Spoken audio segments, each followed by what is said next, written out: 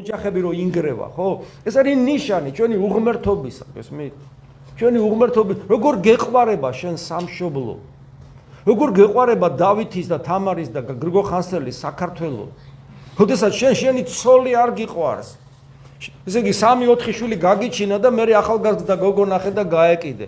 ვინ ახარ შენ ამის მე? იცი რა ცუდი ხასიათები იყო ნერვებს მიშლიდა. და შენ რა გადასარევი ხასიათები ქონდა? განა ქრისტიანობა მოთმინებას არ გვასწავლის, იშვილები რო გიყვარს, ჰარიდან მოგივიდა და პირიქით, ქალებიც აკეთებენ იგივეს, ანუ შენ თუ შენი სხეულის ნაწილი, რომელიც შენი ცოლია, შენ თუ შენი სხეულის ნაწილი, რომელიც შენი ქმარი არ გიყვარს და შენ არ შეგიძლია მისთვის მოკვდე და გასცე საკუთარი თავი ბოლომდე. და შესაბამისად არ შვილები არ გიყვარს, იმიტომ რომ შვილები ამ დროს უბედურდებიან, სამშობლო გეყვარება არ გადამრიო. ღმერთი საერთოდ ვერ დაინახავ ვერასოდეს. ამიტომ ოჯახი არის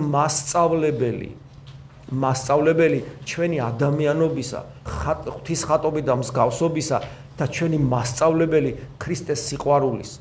ამიტომ ქრისტიანული ოჯახი არის ძალიან მნიშვნელოვანი რამ. ისე როგორც მონასტერი არის ძალიან მნიშვნელოვანი რამ, იმიტომ რომ ერთი ადამიანი მეორე ადამიანთან ოჯახურ ურთიერთობაში შესაბამისად ეგოიზმის დადგურვაში და პიროვნულ თავგანწირვაში იზრდება და ეძლევა შესაძლებლობა ღმერთი რომელსაც ვერ ხედავს იგი შეიყვაროს და მისთვის ბოლომდე გაიყოს და გახდეს ჭეშმარიტი ქრისტიანი.